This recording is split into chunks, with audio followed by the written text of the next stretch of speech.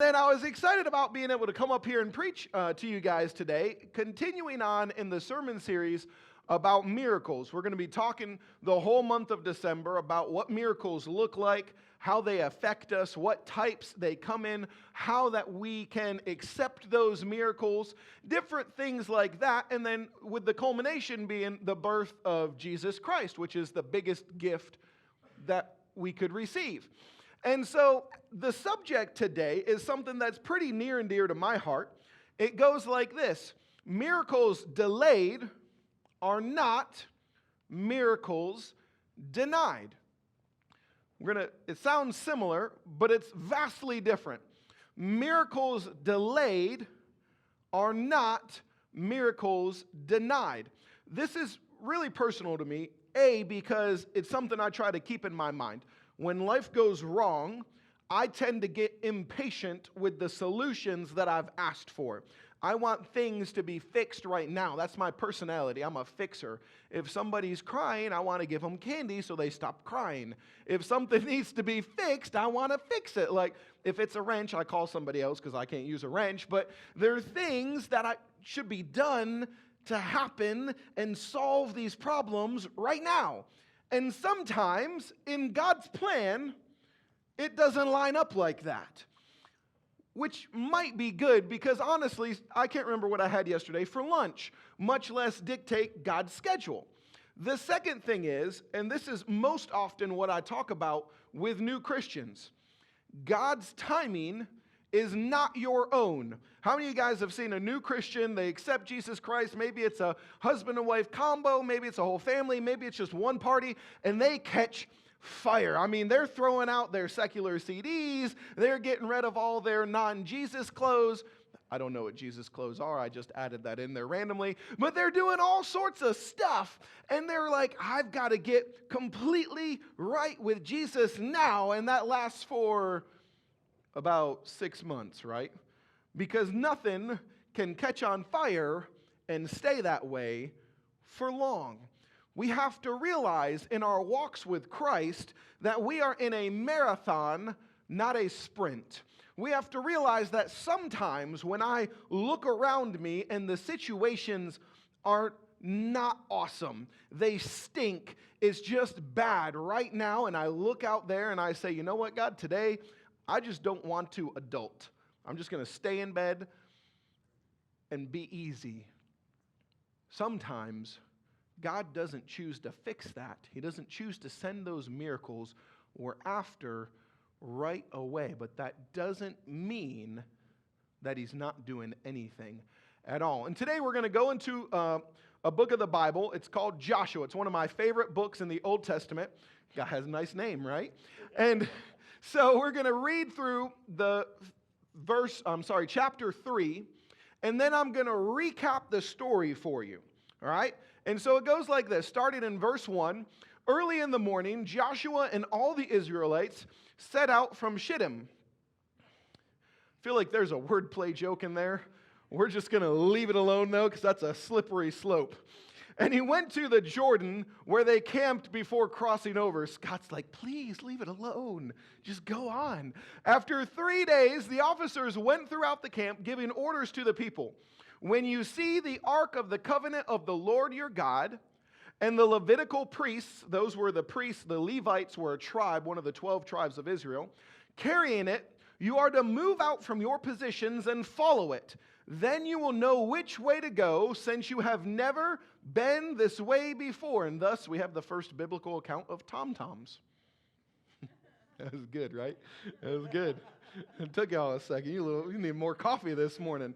I worked on that for like 4 hours this week. But keep a distance of about 2,000 cubits, that's roughly half a mile, between you and the ark. Do not go near it. That's pretty simple terms right there, right? Joshua told the people, consecrate yourselves. Tomorrow the Lord will do amazing things among you. Part of the reason is when you had the Ark of the Covenant of the Lord, that was what held the presence of God when He came to earth. That was his temple, so to say. It was mobile. It was a big golden thing. And they had documents in it, and they had his presence in it. If you got too close to it, you would die. That kind of puts a damper on crossing the river, right? Like, hey, I get too close, I died. The Levites were the only ones allowed to deal directly with that. That was their whole purpose. All the tribes, the separate ones, had different duties, and it was like part of a body. Like, you do this, I'll do my thing, they do their thing. And so you got to consecrate yourselves, because tomorrow God is going to do amazing things among us. Joshua said to the priests, "Take up the ark of the covenant and pass on ahead of the people." So they took it up and went ahead of them. And the Lord said to Joshua, "Today I will begin to exalt you in the eyes of all Israel, so they may know that I am with you as I was with Moses. Tell the priests who carry the ark of the covenant, when you reach the edge of the Jordan's waters, go stand in the river." Joshua said to the Israelites, "Come here and listen to the words of the Lord your God. This is how you will know the living God is among you, and that he will certainly drive out before you the Canaanites, the Hittites, the Hivites, the Perizzites, the people I can't pronounce, the Amorites, the Jebusites. See, the ark of the covenant of the Lord of all the earth will go into the Jordan ahead of you. Now then, choose 12 men from all the tribes of Israel, one from each tribe. As soon as the priests who carry the ark of the Lord of all the earth, set foot in the Jordan, its waters flowing downstream will be cut off and stand up in a heap." So when the people broke camp across the Jordan, the priests carrying the Ark of the Covenant went ahead of them. Now the Jordan was at its flood stage, and I'll show you guys what that means in a second. All during the harvest, yet as soon as the priests who carried the Ark reached the Jordan and their feet touched the water's edge, the water upstream stopped flowing. It piled up in a heap a great distance away at a town called Adam. Keep that in your mind, okay? I'm going to tell you an interesting fact about that in a moment. In the vicinity of Zareth, when the water flowing down to the sea of Arabah, that is the Dead Sea, it was completely cut off. So the people crossed over opposite Jericho. The priests who carried the Ark of the Covenant of the Lord stopped in the middle of the Jordan and stood on dry ground, while all Israel passed by until the whole nation had completed the crossing on dry ground. Here we see that God has set the stage. Just to give you a little bit of background to this, in the Old Testament, the early part of the Old Testament, God makes what's called the OT, or the Old Testament covenant, with a guy named Abraham. He is going to be the father of Israel, right? And he said to him, "I'm going to give you 3 things. This is my promise to you. A, your descendants will create a great nation. B, I'm going to give you a great land to live on. And then C, I'm going to send you an eternal blessing." Most of the rest of the Old Testament is the Israelites becoming a great nation and then getting into the promised land. That's why they call it the promised land, because it was promised in the OT covenant with Abraham. And then how they muck it up, so to say, how they follow God and it's great, and then they don't follow God and they're conquered, and then they follow God and it's great, and back and forth. The New Testament, with the beginning of Jesus' story, talks about the completion, or the start of the completion, of the OT covenant with that third thing, the eternal blessing, right? That's Jesus Christ. The New Testament covenant is initiated on the cross with the thieves when Jesus said, "Hey, today you'll dine with me in heaven." Well, they weren't Jewish. So that it starts the New Testament with all the world, not just the Israelites, right? And so at this point, the Israelites had gone into Egypt because they knew a guy there. You all probably remember the story, right? And they had food and nobody else did. And so he said, "Hey, bring your families, bring your friends. I got food. We stored it up. God gave me a vision years ago. I've got it." Well, over time, that changed. And so they went from refugees, so to say, to a slave nation.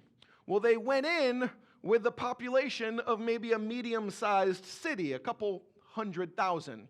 When they came out with Moses, there was slightly over 2 million of them. So when we view the Israelite nation walking through the desert, it's not like Catalyst Church going down High Point Road. It's a lot of people. That's a nation coming out of Egypt. That's why the Pharaoh, and we remember the plagues and all the things that happened that Moses had to enact on God's part to get them out of there, because it was the nation's entire workforce. They did everything for them. And so they're leaving. He's like, yo, that's bad. And then, you have the crossing of the sea and the walls built up of water, and then they come crashing down on the Pharaoh's army. Well, then they get to the promised land, and they start grumbling, and they don't have enough faith, and God gets pretty ticked off, and he says, you know what? I'm not going to kill you, but I'm not going to let you into the promised land. I'm going to let this whole nation die out. And so this whole generation of this nation die out. So they wander around in a desert for 40 years. They've come back. Moses just passed away at this point in the Old Testament. He passed the reins to Joshua. Nice guy, right? Sounds like a good dude, And so Joshua is taking over, and this is the beginning of his reign, so to say, as the head of this nation in God's place. He communes with God. He tells the nation what their will is. And so the stage is set. They've come out of an eon of slavery into 40 years of walking from a desert, and the promised land, the land of milk and honey, is just on the other side of that river. All they got to do is cross it. Sometimes in our lives, we think, God, I need a miracle right now. I'm going through whatever it is. I'm having this hard time. Maybe it's an addiction. Maybe it's a health issue. Maybe it's financial. Maybe it's personal. Maybe it's a marriage problem, a relationship. And I say, please give me a miracle. And God goes to work. But the miracle doesn't happen yet. That doesn't mean that God isn't building that miracle. That doesn't mean that the groundwork isn't laid down for it. It doesn't mean that he's abandoned you. It just means that he has to set the stage. Because sometimes the time is right, and sometimes the time is wrong. Now, how many of you guys have ever heard this? I am not going to make the same mistakes as my parents.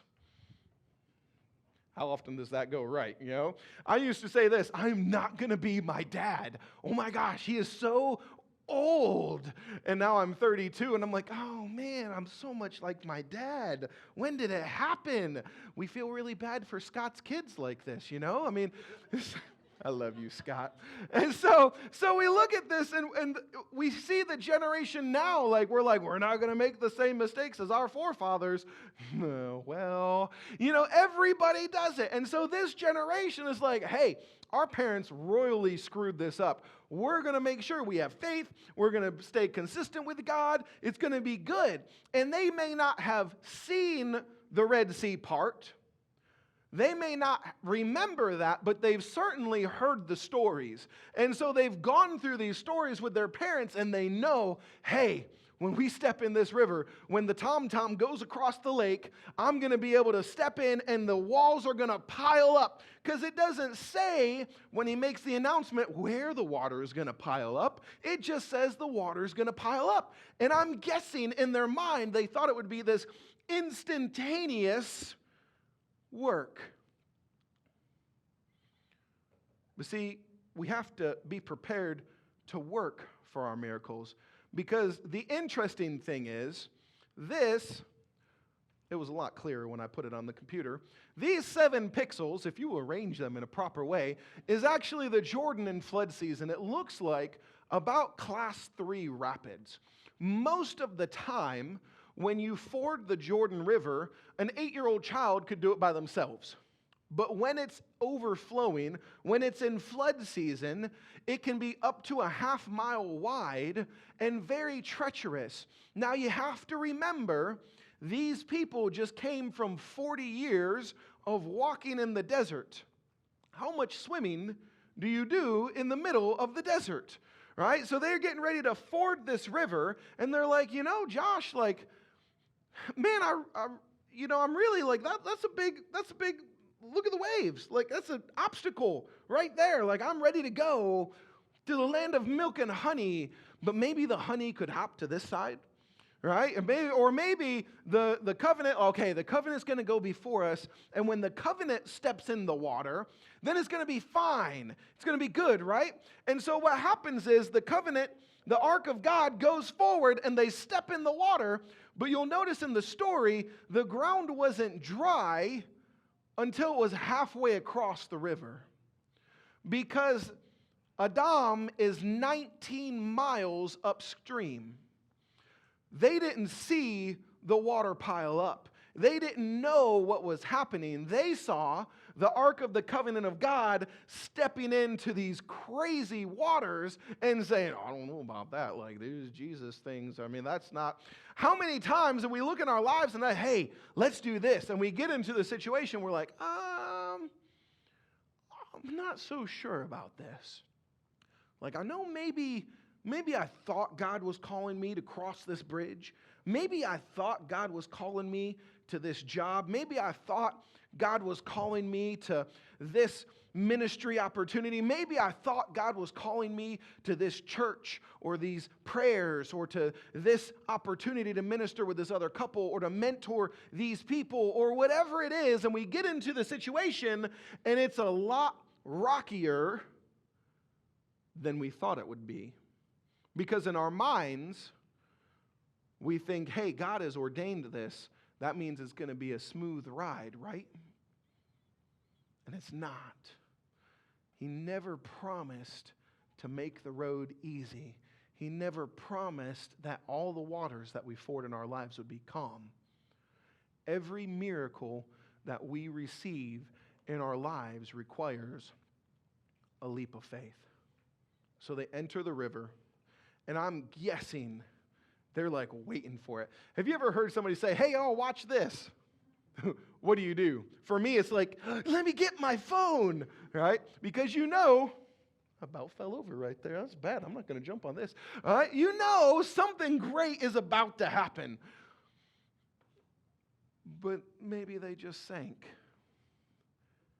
And they're walking into this, and some of these people are old, some of these people are tired, some of these people are sick, some of these people maybe have injuries. And the miracle that they were expecting is not the miracle that they got. I don't know about you guys. If you get to know me well, let's be honest, if you get to know me at all, you'll realize that I am not organized. All right, I am much more of a big picture guy. My idea of the first level of hell is Satan sitting there and saying, hey, let's do the 2016 tax returns forever. I hate it. Doing paperwork is like my nemesis. And so when I do that in the holidays, because everything's so chaotic, I have to schedule time for it. And so I'd gotten Heidi. She's like my secret weapon because she's good at everything, basically. And we're in my office, and we're doing it, and I'm psyching myself up. I'm like, yeah, Josh, you got this. It's 45 minutes of paperwork. We're good. And I just get into it. We're having these great conversations about it. And in walks one of my old friends, and I was like, no, you know how you're in the zone, and then you get interrupted, and you're like, well, I can't just go back to it. I've got to start over from the beginning. But I haven't seen Gene in a while. So I'm like, okay, we'll go out, and I'm showing him the gym. We're having a good time. Gene and I used to go to the same church years and years and years ago, and then he trained with me as a martial artist for a long time. We talk now about once every year, but we have a good time doing it. We're good buddies. Since the last time we talked, Gene found out he had an advanced stage of bladder cancer. And this came up in our talks, and I was like, man, I had no idea. I never knew. Like, are you doing okay? Like, I didn't hear it on Facebook. Everything's on Facebook, right? Like, what's going on? And he's like, man, it's crazy. I was taking some pictures, and my doctor calls me up and says, hey, man, your tests, they were bad. You need to come in for some scans. And he's like, oh, like when? He's like, today, right now. So he leaves, he goes in for scans, finds out he has a very aggressive bladder cancer. 2 weeks later, he's down in Atlanta at a specialty hospital. And Gene told me, he's like, man, I just knew in my mind, like my heart said, I don't know why I had so much peace about it. I don't know what it was, but I knew that I was going to get there and this cancer was going to be gone. God, I felt like, was giving me this great sense of peace. And these doctors were going to look at these new scans because they were going to rescan him and say, oh, Gene, we're sorry we wasted your time, but you're good. Go on home. And he said, Josh, not only did my cancer grow 50% in 2 weeks, but I developed 3 new tumors. And the doctor said, man, we're going to have to do this really invasive surgery. And Gene's like, I was devastated because I knew I had prayed for it. I had so much faith. God was going to perform this miracle in my life. I had it like, he's like, I don't know why, Josh, but I felt betrayed because the whole drive down there, it was going to be taken care of. And here I was, 400% worse than my last doctor's trip.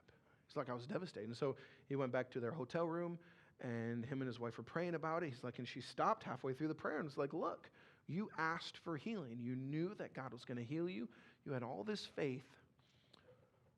He's just not doing it in the way you thought. And so he went to the doctors and he said, yeah, let's do it. They removed the cancer. It was 100% contained. They built him a completely new bladder from his own body, which is awesome, a miracle in and of itself. And now he is 100% cancer-free. He doesn't have to go to radiation. He doesn't have to have chemo. He's like, man, it just wasn't the miracle I was expecting, but I love it. Like, I'm here with my family and my kids, and my relationship with God is awesome. Sometimes in our lives, we ask God for this miracle. We say, I can't possibly get past this. I can't possibly do it. God, that is way too big of a mountain for me to climb. And he says, okay, I'm going to help you. But it's not the way we expected. We have to be okay with that. But you say, Josh, it's all great. Like, you're talking to us about accepting God's divine providence and all these miracles and just waiting and being patient, and all that's good while you're in the highs. How many of you guys have been high before? You're like, woo, it's great. I'm up on the mountains, the valleys. Jesus is good. It's easy to praise God from there. And then you get low, and it's not so easy, and it's not so nice, and it's not the first thing on our mind to praise God. Maybe not because we don't want to, but because we're in I call it a war haze, because I've gotten so used to just trying to get through the next little bit that I don't think about the things that God has in store for me down the road. And so what we've done is we've got a couple quick takeaways for you, things that we can apply in our day-to-day lives that hopefully will help us keep at the forefront of our minds the things that God has in store for us, because sometimes the miracles that are happening are just a little bit upstream. Number 1, operate as if your miracle will happen. You have to operate as if your miracle is already in the works. Otherwise, you might sabotage the things that God is trying to do in your life. I'm not saying we have more power than God. I'm not saying that we can overrule God's will. However, the Bible is very clear that He gave us free will. And the blessings and the outpourings and the things that He tries to do in my life, I can choose to turn my back on them. And so if I go into this season of my life saying, man, God, my relationship with my wife is on the rocks. Like, I need some help.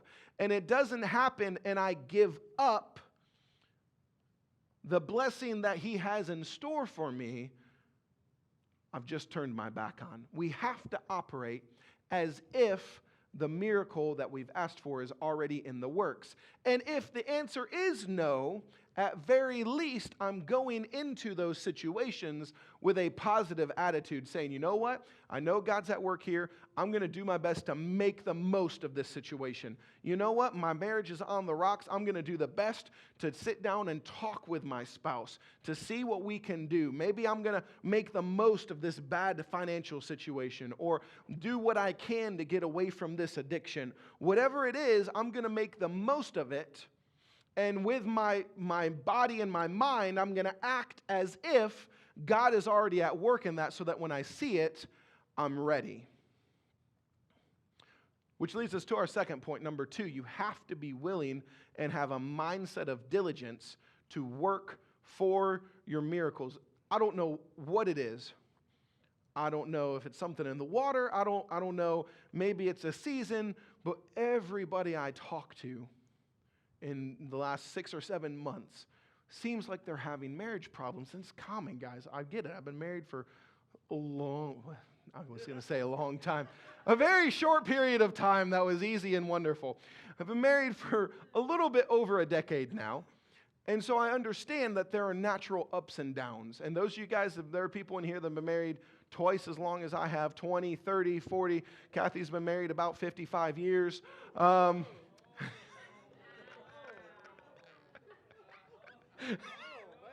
I love you, Kathy. And so, but you see, there's ups and downs. But if I go into that situation and I say, God, please fix my marriage, but I'm not willing to take the opportunity with the counselor that God provided for me, or if I say, God, I need a miracle in my personal finances. Please help me get out of this hole. I've done some bad things. I've just made a mess. We're getting ready to lose our house. I need a miracle. And then I turn down the second job that popped up out of nowhere.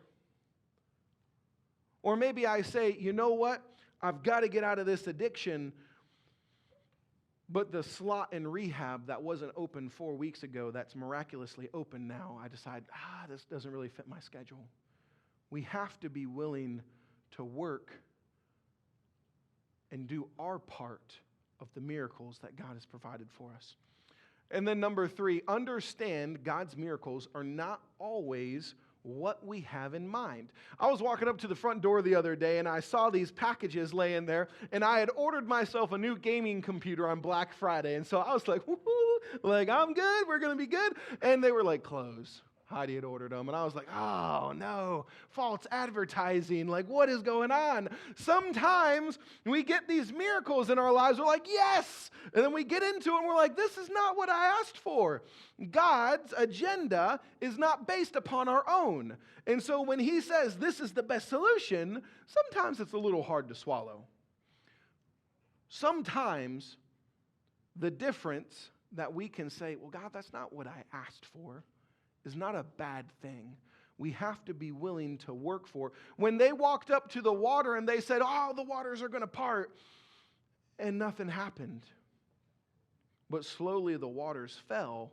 It was a different packaging than they expected, but the end result was the same. Then I'll leave you with this. In life, when we come up against these odds, these mountains that seem unscalable, the times that we just can't get through it on our own. And maybe we haven't gotten an answer from God. Maybe we haven't seen our miracle for a long time. And we're tired, and we're stressed, and we're grumpy. Look in the direction that you know God is pulling you. And just keep on stepping. Because at the end of that road, we know that he has something waiting for us. And it may seem like a long ways off, and it may seem like an exercise in futility some days, but we have to remember that God is there at the end of that journey waiting for us. So when all else fails, look to where he's standing and run after him.